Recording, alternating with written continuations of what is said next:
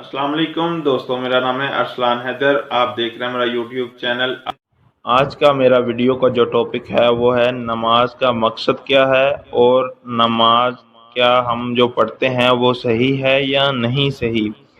तो इस टॉपिक पर मुझे वीडियो बनाने की ज़रूरत क्यों पेश आई, क्योंकि मैंने बहुत सारी वीडियोस यूट्यूब पर भी देखी और सोशल मीडिया पर भी बहुत सारा मवाद मैंने ऐसा देखा जिसमें नमाज के मतलब बताया जाता है। देखें, आजकल जो नमाज लोग पढ़ते हैं आम तौर पर इसी वजह से पढ़ी जाती है कि भाई अगर आपके रिज़्क में कारोबार में इजाफा चाहते हैं तो नमाज पढ़ें, आप अगर इज़्ज़त कमाना चाहते हैं तो नमाज पढ़ें, आप शोहरत कमाना चाहते हैं तो नमाज पढ़ें। देखें भाई, वो बात बिल्कुल ठीक है कि नमाज पढ़ने से इज़्ज़त भी मिलती है, शोहरत भी मिलती है, दौलत भी मिलती है, रिज़्क में कारोबार में इजाफा भी होता है।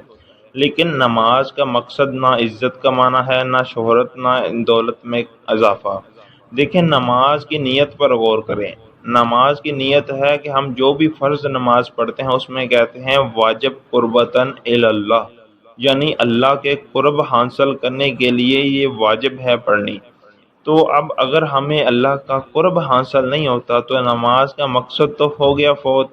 अब वो रकतें तो हैं लेकिन उसका मकसद हमें हासिल नहीं होगा। जैसे कि आप बाज़ार से एक घड़ी ख़रीदते हैं, जब तक तो वो टाइम बताती है तो आपके पैसे जो आपने जिस मकसद के लिए खर्च किए वो आपका मकसद पूरा हो रहा है और आपको फ़ायदा हो रहा है।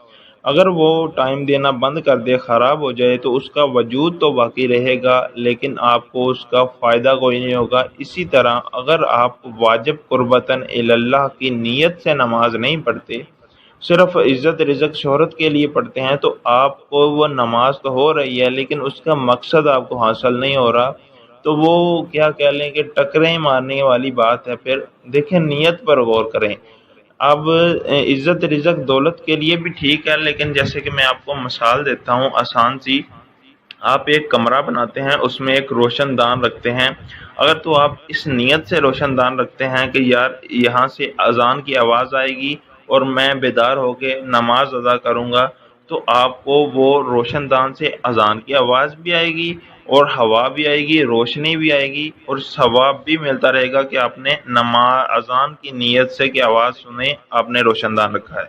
अगर आप इस नीयत से रोशनदान रखते हैं कि यहाँ से रोशनी और हवा आएगी, अजान की आवाज़ तब भी उस रोशनदान से आएगी, लेकिन क्या होगा कि आपकी नीयत जो है वो रोशनी और हवा की थी, इसलिए आपको उस अजान के मिलने की वजह से रोशनदान रखने का सवाब नहीं मिलेगा।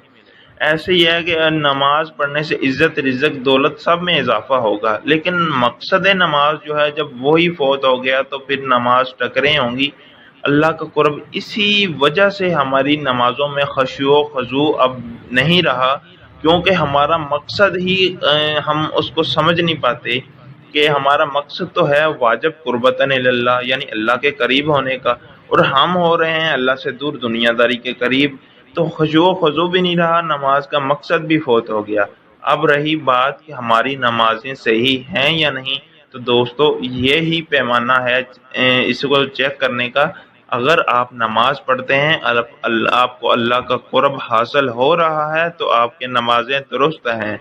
अगर आप नमाज पढ़ते हैं, आपको उसके बावजूद भी अल्लाह का कुर्ब, अल्लाह पाक की मार्फत, अपनी ज़ात की मार्फत नहीं हासिल हो रही, तो अपनी नमाज़ों को दुरुस्त करें खुदारा। तो दुआ है कि अल्लाह पाक हमें दीन हक़ पर अमल करने की तौफ़ीक दे। इस वीडियो को पैगाम की नीयत से ज़्यादा शेयर करें।